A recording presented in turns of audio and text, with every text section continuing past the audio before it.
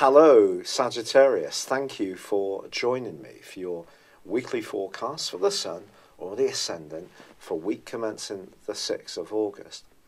Now, the exciting part of what's going on at the moment is the Sun is high in the sky in the part of your situation that's to do with adventure, travel, knowledge, higher education, anything to do with publishing, and the values that you hold dear. And so if you are feeling that you need to branch out and be a bit bolder or spontaneous, then you're certainly being given the platform to do so. Of course, Mercury is tracking backwards in this area, which is a challenge, that's undeniable. And there may be that some of the things that you're trying to achieve are being a bit thwarted, they're not quite going to plan, but just give yourself permission to go with the flow. You're a mutable sign, so being flexible suits you, and just see, because by the time that Mercury goes forwards on the 18th and comes out of shadow on the 2nd of September, I do believe that it's likely that your thinking around some key issues may have evolved all on its own, even if some of the things you originally had focused upon haven't actually worked out or come to fruition. Now, Venus moves into a gorgeous location at the start of this week. If you are single, it could be through travelling, a group activity, through a friend of a friend, through joining up with some kind of activity where you can share spontaneous and stimulating talks and activities with others, that the spark of passion could be aroused. It's also possible that someone you already know could take on a much more alluring vibe. In an existing relationship, this is the time to celebrate the things you have in common. But part of you may be tempted to be really quite outspoken at the moment. And part of this comes from the fact that there is a very tense link between Mars and Uranus, which is continuing for the next 2 weeks. Now, Mars is actually going to retrace its steps at the end of this week and move into the sign of Capricorn, which for you is about resources. And you already have Saturn here, forging a great link to Uranus itself. So progressive thinking when it comes to how you make money or make the most of your resources, and flexibility can be very good for you when allied to hard work and application. But Mars moving at the end of this week into your second house is going to give you a huge amount of desire in the following month to improve your financial lot. But it's just, there could be this sense that whatever you do this week, it can create a kind of frisson of excitement. And if you can direct this into something that's tangible and workable, do. If you don't, I feel you could end up feeling a bit stressed out, and the things that you are trying to achieve could be dissipated somewhat. However, the partial solar eclipse, which occurs on Saturday of this week, is a huge opportunity to pursue a Sagittarius agenda, which is about big ideas, big vision, having the desire to go for things that are outside your comfort zone, that are more ambitious, and do require a real degree of determination, of ability to follow your instincts, to not be too welded to routines or security. And that's going to be something that's really going to be an asset for you in the second half of this year in a major way. So a lot of excitement to come for you, Sagittarius. I'd really appreciate it if you liked or commented on this video, or if you've yet to do so, please do subscribe to my channel. But for now, good luck and goodbye.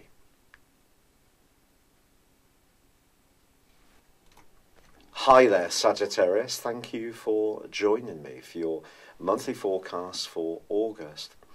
This is for the Sun or the Ascendant. And you know, from the 3rd to the 10th, your ruling planet Jupiter is really making some waves in the heavens.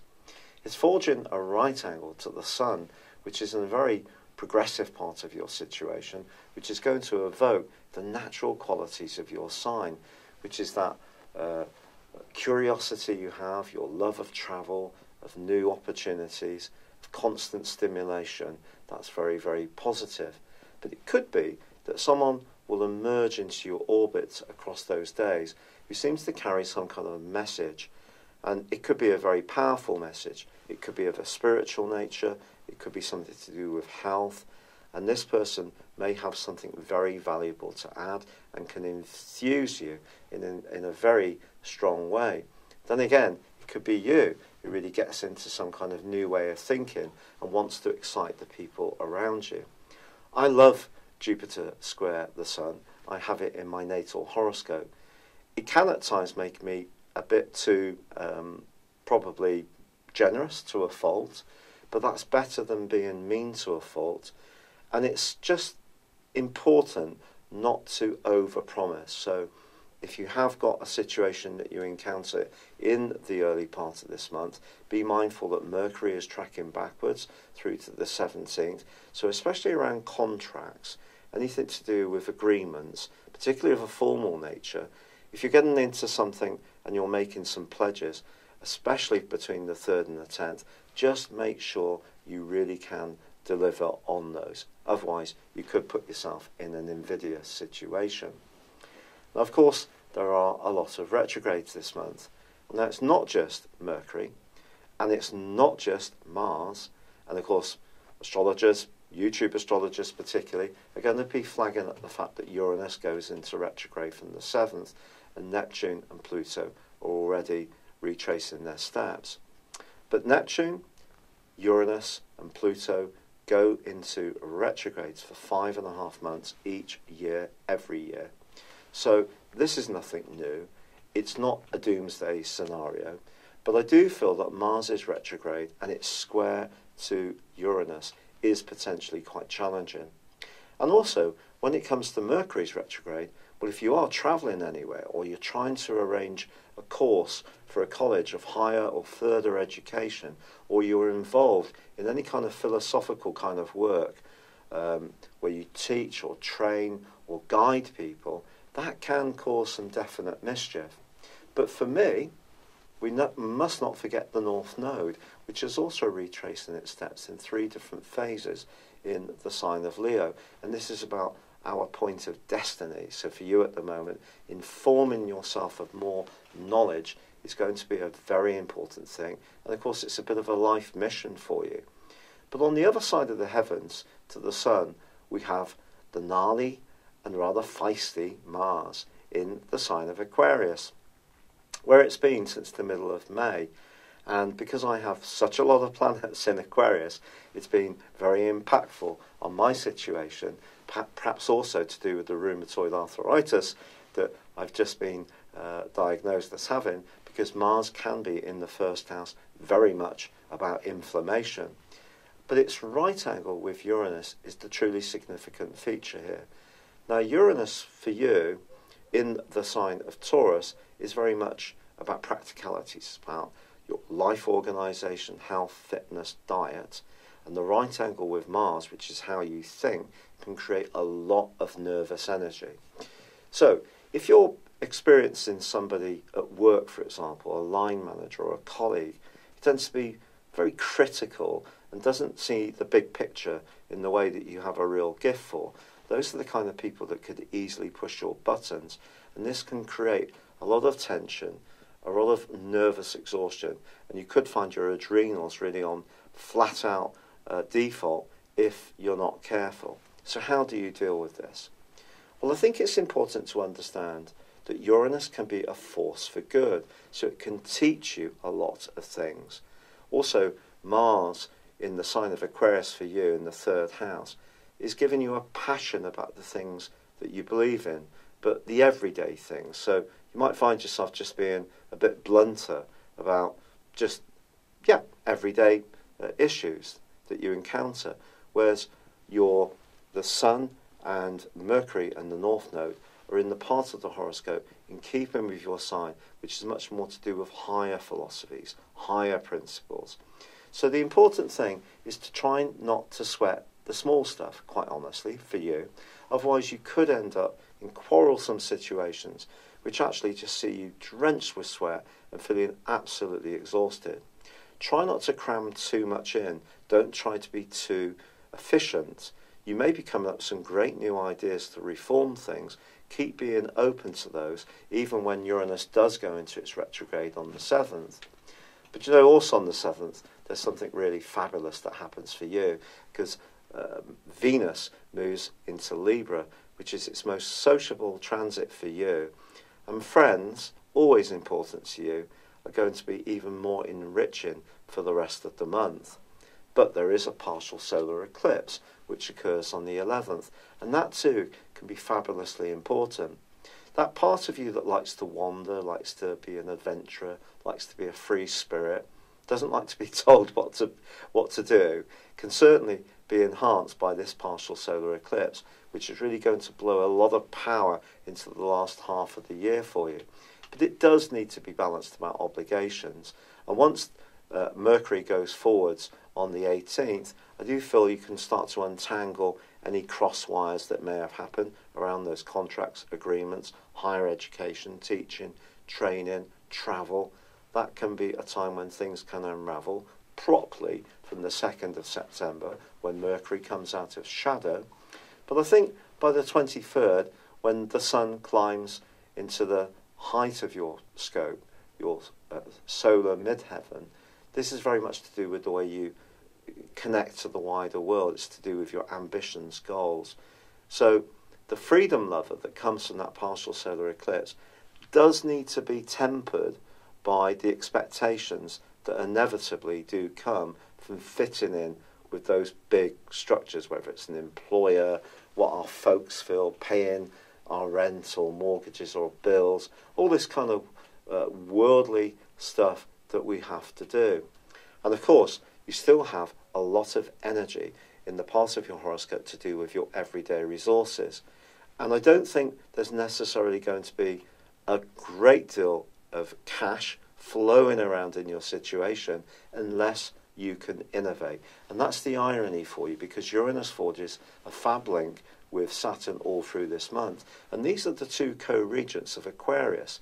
Aquarius energy is innovative but also traditional.